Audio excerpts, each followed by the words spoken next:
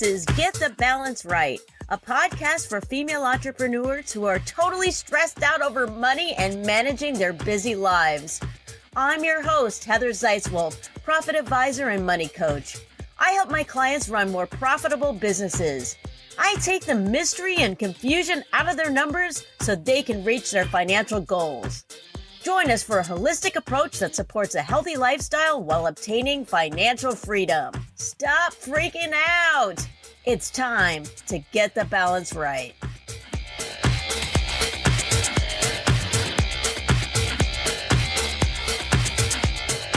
Hello and welcome to Get the Balance Right podcast. I am your host, Heather Zeitzwolf, CPA and profitability coach. In this episode, we are talking all about side hustles. Yeah.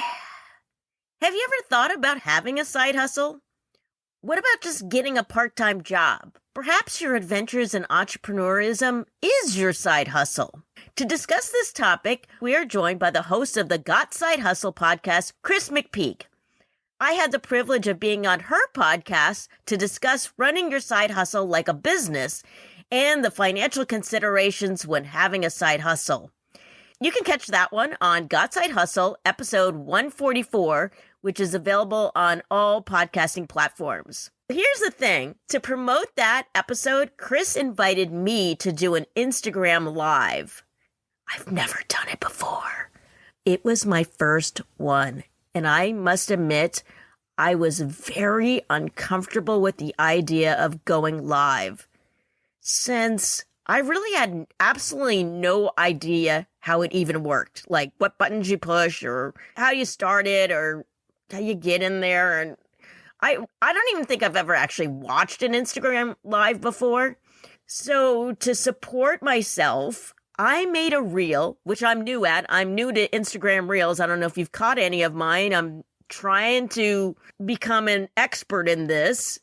So to support myself, I made a reel that included a declaration to the world that each day you should do something outside of your comfort zone to stretch yourself.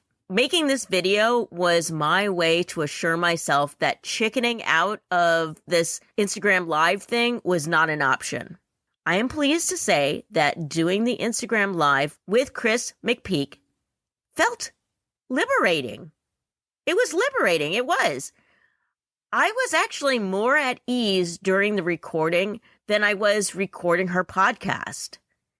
I had one of those tripod-y things set up with the shotgun mic and my phone, and I set it up in a certain spot where I could kind of sit casually and not be scared, and it worked out fine. People did actually watch us live.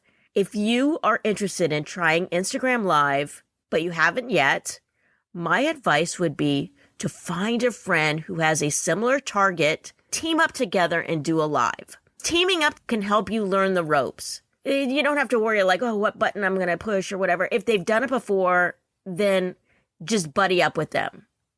Now, if you need a buddy to do this on Instagram Live, I'm not an expert yet, but I have done it once. So hit me up.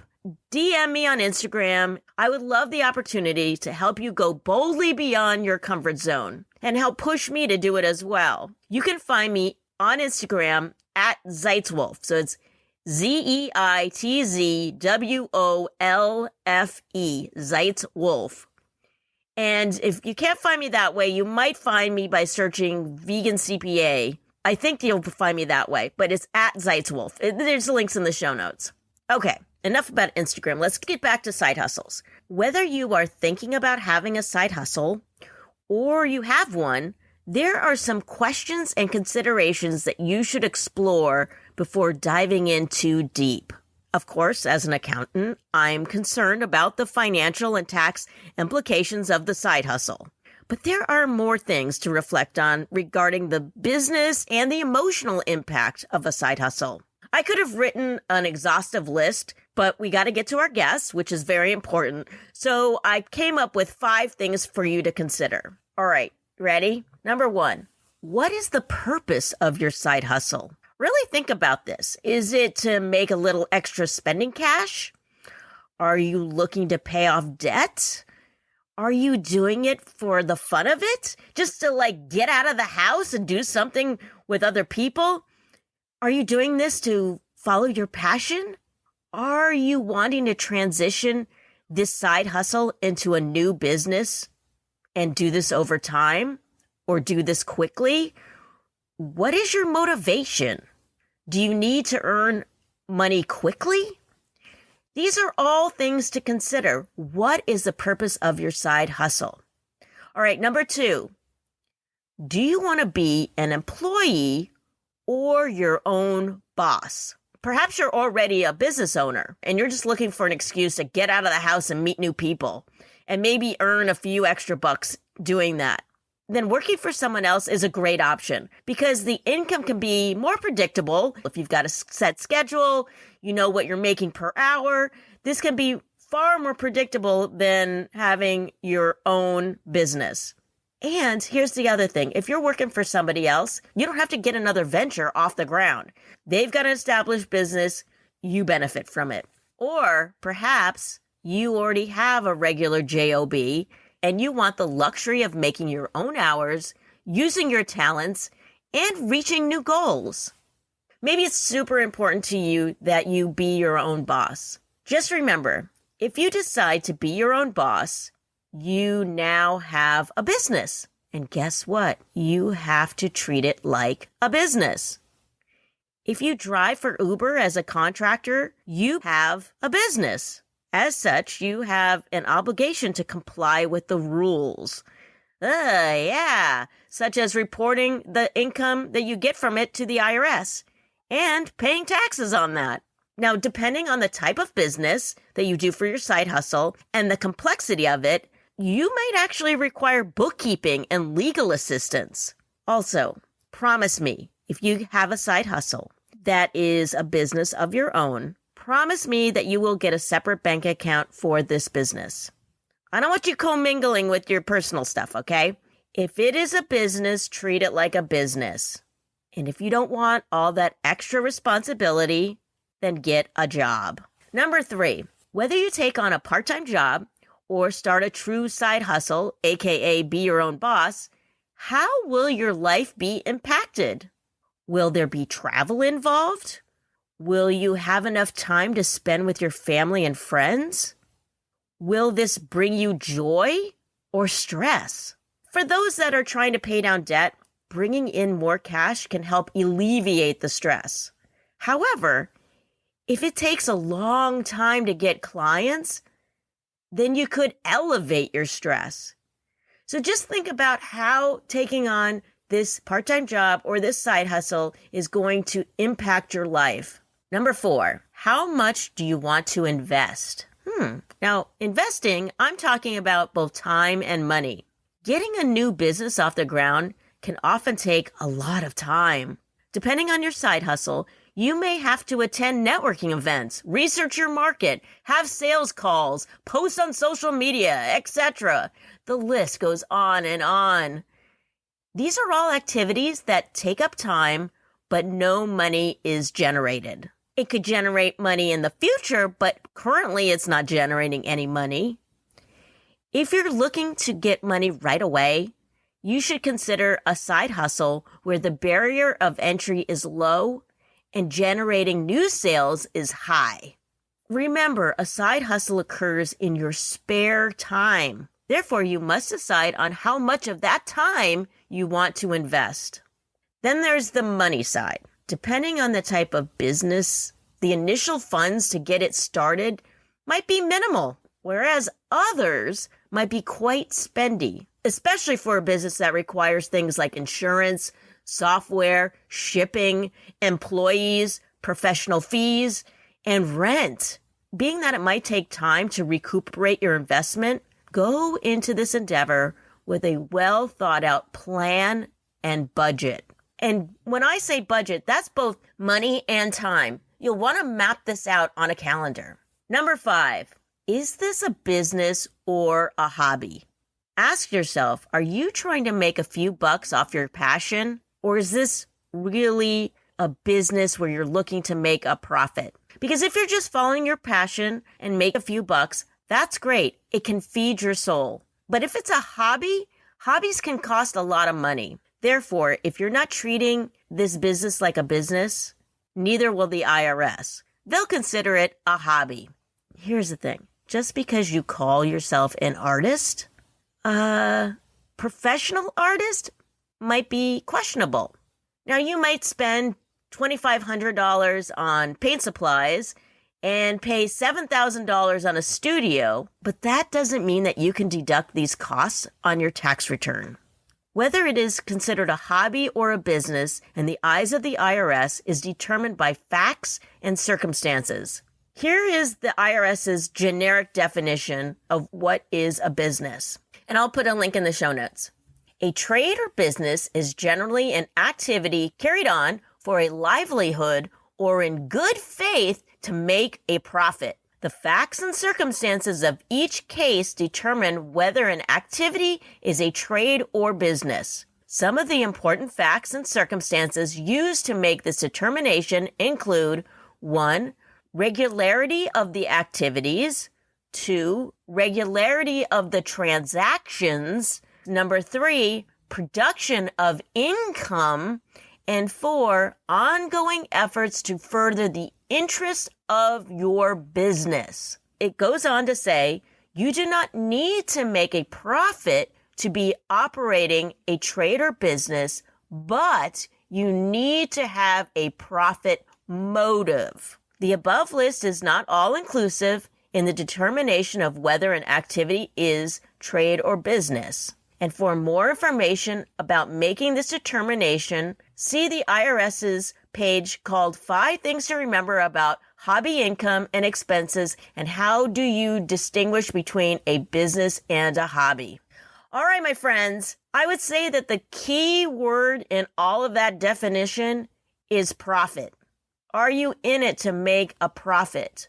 Are you doing things that will eventually make a profit? Keep that in mind. If you have questions about these or any other burning business or finance related questions, and you are a female, I urge you to join my Facebook group called Get the Balance Right.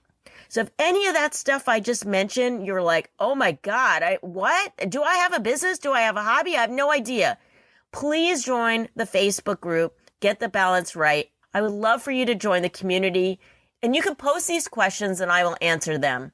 I also want to invite you to my monthly events. I have 2. I have a webinar that I offer monthly, which you can find in the show notes. And then I also have a fabulous meetup called the Monthly Monday Money Mayhem Makeover, where you'll get to network with other female entrepreneurs in a no-stress environment. This is meant to be fun.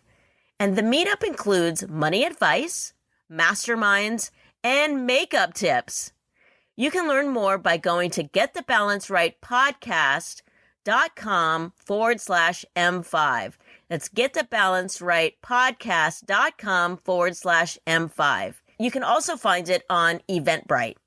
All right, my friends, let's dive into side hustles. Here's my conversation with fellow pink lady, Kris McPeak. Kris McPeak, welcome to Get the Balance Right podcast. What's up, Heather? Thank you for having me.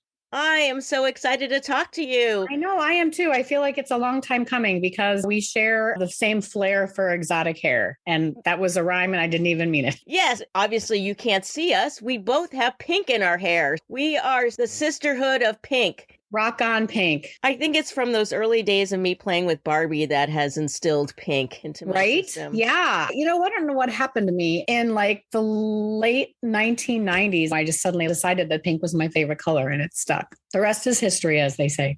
Yeah, I've heard that there's some psychology around pink that it makes women feel empowered because there's something about pink that is like unsettling to men or something. I'll have to look this up, but there's like some psychology around pink. I want in on that for sure. All right, so let's get on to the show. Kris, for the people in the audience that don't know you, they don't follow your podcast, tell us about yourself. Who are you?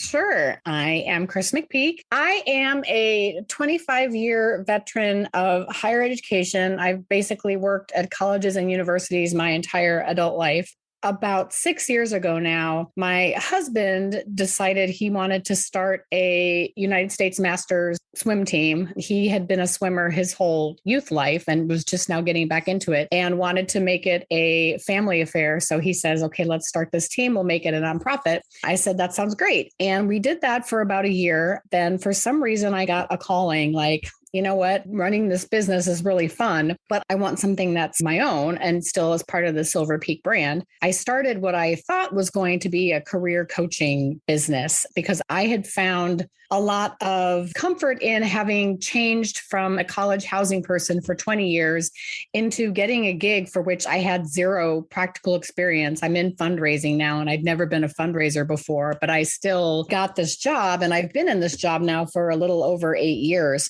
And so I thought, if I can switch careers that easily in air quotes, I can help other people do the same thing. So I kind of jumped on that bandwagon for a while. But then what I decided that I really liked was talking about having a side hustle and talking to people that wanted to do this and thought, I have no time to do anything. So how am I going to have a full-time job and a small business? And again, same thing, like I thought if I can do it and my hubby can do it, anybody can do it. My first entry into the podcasting world was in a time management productivity mindset. And the show was called Elevate Your 8 back then, because my theory was and still is, if you're honoring your work-life balance and you're only working 8 hours a day, if you're honoring your wellness and sleeping 8 hours every night, then the real key to time management is how you manage those other 8 hours and hence elevate our 8. But the side hustle thing started really speaking to me. And I thought, okay, I think what my call in life really outside of my day job is to help career professionals like myself create time to build the side hustle, small business of their dreams so they can supplement their income, but not like totally jack up their lifestyle. So there's still time for movies on the weekends, soccer games with the kids, happy hour with the colleagues and all the rest. And then just shout out to our podcasting mentor, Adam Shively, which is how you and I connected through the bi-monthly Pod Pals chats. And thus here you and I are today on a fine Labor Day weekend talking about side hustles. And I've got on his shirt, your mom subscribes to my podcast. Oh, I didn't even think to wear that today. We are going to be talking about side hustles, and the word side hustle, it's tossed around so much. If somebody starts some sort of business and they're calling it a side hustle because maybe they're not making money. But to me, a side hustle is something you do on the side. Either you have a business and you have a side hustle, or you have a job, then you have a side hustle. That's your understanding of it, right? Yes, ma'am. Yeah, you hit the nail right on the head. And you said it exactly the way that I would do it. They call it a side hustle because it's on the side. And if you're like channeling your inner Sally Albright, it's the salad dressing goes on the side, meaning the main thing is here, the other thing is here, and it's on the side. So yes, that is absolutely my approach to side hustles. Awesome. Side hustles can turn into full-time gigs. A lot of times entrepreneurs, they're not really sure about this business. They've got a normal 9-to-5 job, then they start the side hustle and then it builds into something else. But until it is that big thing or the main thing, the entree, it is a side hustle. Yes. The way I see it is there's three kinds of people in the side hustle world. There's people that are not aligned with their career as it is right now, and they see that they could be more successful and happier if they had their own business. So they start a small business on the side until that side hustle income can replace their full-time day job income. And then they're going to transition to be self-employed, as you will. And then the second type is the person who, maybe like me, takes on additional form of income because they want to supplement their income. They want to retire earlier. They want to save up for some kind of vacation or to buy a house or something like that. And then they realize, oh, I really like this thing I'm doing on the side. And so now I'm going to choose for it to replace my full-time career. And so they do that. And then the third type are the people like me who are completely and totally in love with what they do from 9 to 5, but they have this calling and or a desire to make extra money, or like what I do with my husband with the swim team. It's a passion that was originally his that I jumped on top of. And now I really like my role in it, but I have no intention of leaving my day job. I just want to do extra and I want to contribute to the world we live in extra ways. The side hustle world consists of those three kinds of people. I help people with money coaching and I help people with their budgets. I hate that word, but we'll call it budgets. I just don't like that word. But oftentimes we look at all of their expenses and their debt that they have. And my suggestion is you need a side hustle if you want to pay down this debt quicker. Side hustles, though, don't have to be starting your own business. It could be just getting a part-time job and having an employer. What do you think attracts people to maybe one versus the other? I love that you asked that question because I did something in a masterclass recently where I broke it down in terms of their side hustles and their second jobs. If you're taking a second job, you're once again working for somebody else. You're going to the retail store or you're going to the restaurant or the Starbucks, something like that. Then the side hustle is you're going to work for yourself, but you're going to develop something, whether it's that small business that you want, whether it's things like Uber driving or Postmates, that kind of stuff, the gig economy where it's already set up for you, but you're still working for yourself. You're just following that corporation set of policies. And also if you're in a second job, it's they set your schedule and you go to work when they ask you to, tell you to. In the side hustle, small business, you set your own schedule. I think it's a mindset thing. And if you'll let me go back for a second, for me, side hustles and second jobs were just all about needing to make extra money for whatever reason, to pay down debt, to save up for something important. I realized that, okay, I already go to a 9-to-5 that I like, where somebody else dictates my schedule and the nature of my job and when I can go on vacation. And I'm blessed that I'm in a position to where I'm very happy in that space. So for making a little extra money on the side in the other realm, I needed it to be a side hustle because I needed to set my own hours and plan the business that I always wanted. And I had to dip my toe in the water for a while to figure out what it was that was going to be my thing. So I've done the Mary Kay, I've done the body shop at home, which doesn't exist anymore. Charles and I did Amway when we first got married for like 15 minutes. I've done the Postmates thing. So all of those things were great, but they weren't feeding my soul. They weren't using my talents. And so I thought, yeah, I need to create my own shape of what this should look like and how I want to help people. So that's where they went. But yeah, absolutely. A second job, if that makes you feel comfortable and puts you in a place where you need to be, then you're good to go. But I think now, because of online businesses and how easy it is to develop something that's your niche and the fact that people want that now, I think it's very easy to come up with a business that's your own, or even something that's very similar to what other people are doing.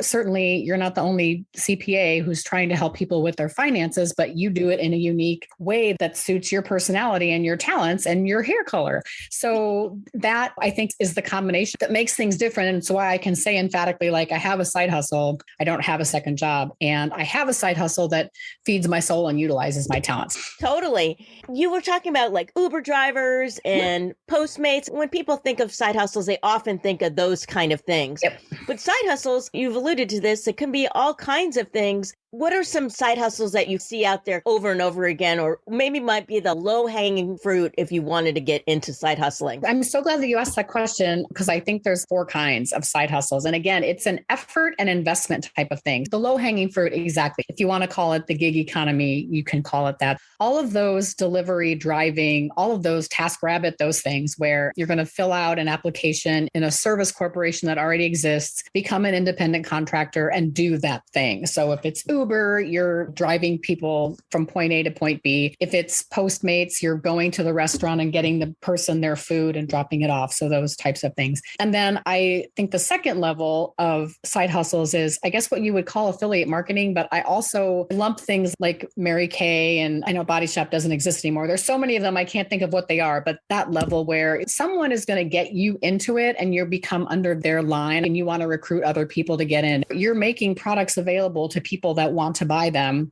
The person above you gets a piece of the action. And as you recruit people to be in your cohort, if you will, you get a piece of their action. Or there's people that just become obsessed with a product or a service they really like. They tell other people about it and they get a piece of the action. That would be level 2, because that's going to require a little bit more of an investment that you're going to decide, this is the product I want to market. And then you actually have to market it, as opposed to Uber, you just get in your car and you go.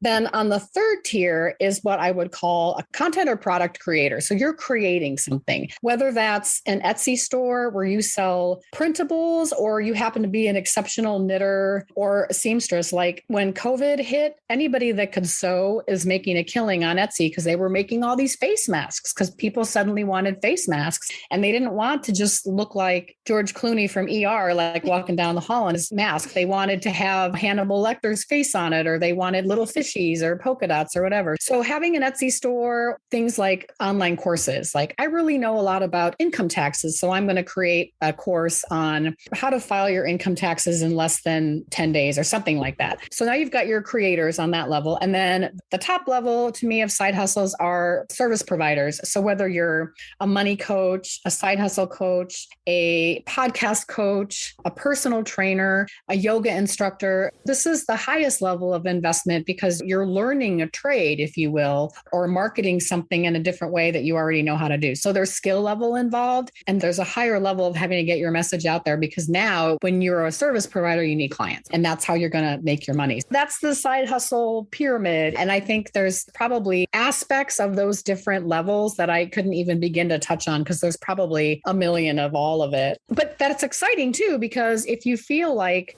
oh, I'm not very creative, so maybe I'll play around on this level of the pyramid for a while, but then either that becomes tiresome. Like I did the Postmates thing and I realized I don't like driving other people's food around. This is not fun for me. Even though I can listen to music or audiobooks or podcasts or whatever, I'm just outright bored. But if I can sit in front of a microphone and talk about something that's passionate to me, or interview or be interviewed by cool people, like that's rad. And I could do that all day long. So yeah, put me in the content creator, service provider niche and I'm good to go. Yeah, totally. Now you are a productivity nerd. I think I can call you that, right? You can, yes. Now, if you're going to have a side hustle, if you've got a 9-to-5 job, that's already taken up 8 hours of your day, or maybe and plus you have to drive there, not during COVID, but it takes up a lot of time. You got to get ready for this job. You got to transport yourself to this job, come home, make dinner, whatever, if you're just got a normal job. Okay, the rest of the day, people probably have some dinner, watch Netflix, and then go to bed. How do you fit in this side hustle? And is this on the weekends? Is it in the evening? Do you just not watch Netflix? Like, how do you do this? First, I think it's all about finding routine. So when is the time of day that is working really well for you to do other stuff? So me, because we swim, we get up super early in the morning, and we both need to be up and mobile and conscious before he jumps on the motorcycle or I jump in the car to go to the pool. For me, that consists of a part of a morning routine, which some of it is very personal and it's spiritual, if you will, where I check my planner, write in my journal, do my meditation. But then I also may spend 45 minutes. Okay, I'm going to carve out all of my social media work for the week, or I need to email my list. There's a lot that you can get done in 45 minutes if you know how long it takes you to do stuff and you're really focused on that stuff. A morning routine is fantastic. That helps. Lunch routine. So I work in an office that happens to have a fantastic break room just down the hallway. So when I have my lunch, I pick up my iPad and my knitting bag and my food, and I head on down to the break room, or I can knit for a little bit and watch a piece of a show on Amazon Prime. And then maybe, again, check my business email. I'm going to look at my course one more time before I launch it, make sure that's okay. Or I'm going to email my coach and say, hey, I've got these questions, blah, blah, blah. I have an hour lunch. I always assume that everybody else has an hour lunch. So if you're taking your leisurely time eating in 20 minutes and then maybe working on something or doing something that's pleasant for you to participate in, so it's watching the TV and knitting, which is actually something you can multitask. I learned this at a conference that knitting is the one task on this planet you can truly multitask because of the way that you're using your hands.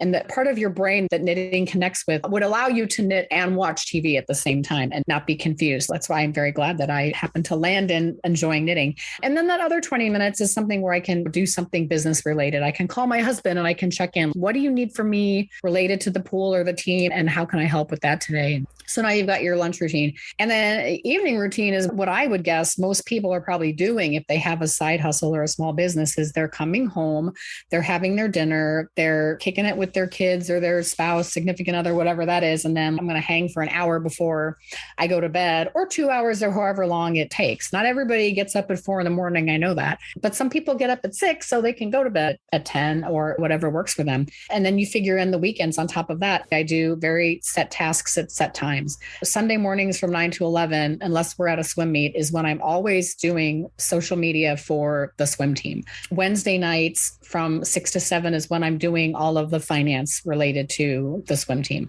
Tuesday night from 6 to 7 is when I'm preparing my email to go out for my email list. And sometimes it's when I'm finishing up the last touches of the podcast episode. There are certain things I do on certain days. So I think developing a routine, developing a regularity, and allowing yourself to feel comfort in the fact that you can get stuff done in short periods of time. So you don't have to have 5 free hours to work on a small business. You can do little things in, biz bursts of 10 minutes or more, or even just saying like, I'm going to carve 1 hour every single day to work on my business. And then I'm going to call it a day. And that's the way that you can still hang out with your family, go to the movies, do the things that you really like to do. Besides scheduling, which seems like that's one of the things that's going to be key if you want to have a side hustle, what are some other pitfalls that side hustlers might get into once they start the side hustle? Oh, that is a really good question. I think there's this need to have all of the things that everybody else has when you're starting a side hustle. So maybe you decide like part of your side hustle is going to be a podcast. So you're going to start a podcast and you think, oh, well, I need to have every bit of fancy equipment that exists. And that's going to be a lot of money to put in my business. And the answer to that would be no. So I think, first of all, like, you don't have to gather all of the things. And just because one person that is doing their side hustle one way doesn't mean that you have to do your side hustle the exact same way. I can recall being in a mastermind and hearing from my colleagues in the mastermind that they were starting to do this thing or that thing or the other thing and thinking, oh, they're having such great success with that. Surely I can do that too. I don't need to do that because it's not part of my niche or it's not included in the work that I'm trying to do. And I guess I think the other thing would be not having community around you to learn and to grow and to jump ideas back and forth. So whether that's finding a Facebook group or, we're very lucky because there's an amazing man out there named Adam Shively who has built a community for us to participate in. However you need to do that, whether it's finding a mastermind or finding a Facebook group or joining a membership, that again, may be an investment, but having a group around you that you can talk to and connect with and learn stuff from is super, super helpful. So I would say, the two main pitfalls would be trying to do all of the things. And the second one would be trying to go it alone. Find your tribe that you can hang with and learn from and connect with those people. That's awesome. Kris, we got to hear about your podcast where you talk to side hustlers. So tell us a little bit about your podcast and what was the spark that made you actually start a podcast? Yeah, sure. That goes back a bit to the Elevate Your 8 philosophy. I was in a mastermind group at that time with Allison Melody, who hosts the Food Heals podcast. We were all at her house and everybody had a chance to be on a hot seat. And I was sharing with everybody that I had this philosophy, that I was writing this book. Everybody's mouths pretty much opened at the same time and said, you need to have a podcast. That's a must. So I was like, okay, well, that sounds fun. And Elevate Your 8, that's, a title I can play with. So I launched that show in October of 2018. And I did what I would consider like my first season. And I was just shy of 70 episodes, I think. And then I thought, let's cut that off and let's have a season break. And then let's try to have a show that's tiered a little bit. So I wanted to do free coaching on the show with people that were having time management issues or career change desires. And so I did some major outreach through Facebook groups and stuff like that. I started raising the bar on the type of guests that I wanted to have. I wanted to have people that were side hustle people, that were best-selling authors, that were career change specialists. I wanted to talk to folks that were in my niche, essentially. So I reached out to different folks. And when you ask people to be on your show, I would say 8 times out of 10, they're honored that you're asking them. And even if their show is in the top 10 of whatever section that they're in, and you're like, haven't cracked the 200 yet, most people are very honored to be asked and happy to be on your show. And then even like some of the best-selling authors that I've had on my show, I just reached out to them on LinkedIn and found them. And they were like, yeah, sure, this sounds great. So I did that for probably about another 40 episodes. And then I hit a wall because I was like, I don't know who I'm helping anymore. And I got to the realization, like, this is really, it's not just about productivity for everybody. It's about productivity for people that are like me, that want to run a small business on the side and need to figure out how to make time to do that. So completely rebranded my show. And I liked the Got Side Hustle off of the whole Got Milk campaign. I even went out and found the font that the Got Milk people used. And I was like, that'll be my show. And I want to talk to people who have side hustles while working a full-time job, people that have side hustles that may have transitioned into full-time work, but that have something to talk about where the side hustle thing is. Because like Adam is a great guest, even though he's a full-time podcaster, but because for several years he ran a show and ran a gym at the same time, father of 2 kids. So he's got that whole balance piece to figure out. And then people that are well-versed in their trade and their craft that could help coach somebody on starting a side hustle in that arena. So those are the kind of people that I wanted to talk to. And I would like to get back to live coaching, the audits. Are you wanting to start a side hustle, but you need coaching? Come be on my show and be a guest. But meanwhile, the Got Side Hustle is a title that stuck, and I can do a good balance between solo shows and having guests on the show to talk about things that I would want to teach, make those episodes a little bit shorter. And because the whole thing behind my deal is like anyone can have time to run a small business, I do have a short show. It's usually not longer than 30 minutes. I want them to be easily digestible, something that you could listen to on your commute or when you're out walking your dog. I can't say the word because he's in here and he'll want to go. I have a blog, but it's not the same as like all the content goes in this show and then everything else comes out from there. And having a podcast can be almost a full-time job in itself. You have to be really good at time management to have a podcast on the side and have a side hustle besides that. All right, before we wrap up, we got the Got Side Hustle podcast. And then how else can people find you, work with you on all those things? Thank you for asking. My website is KrisMcPeak.com, and that's Kris spelled with a K. You can find me on the gram at Kris McPeak. So if you say Kris McPeak really fast, that's the way it comes out. So it's KrisMaspeak. And yeah, and then check out the show, subscribe. I would love for you to subscribe, and you can connect with me that way as well. Thank you so much, Kris, for being on the show today. Well, thank you for having me. And listeners of Get the Balance Right, please make sure that you go in and give Heather a 5-star rating and review. That helps her to get her show out there and help more people. And thank you for listening today. And thank you for having me. It's been really fun talking to a fellow pink-haired goddess. Thank you so much, Kris.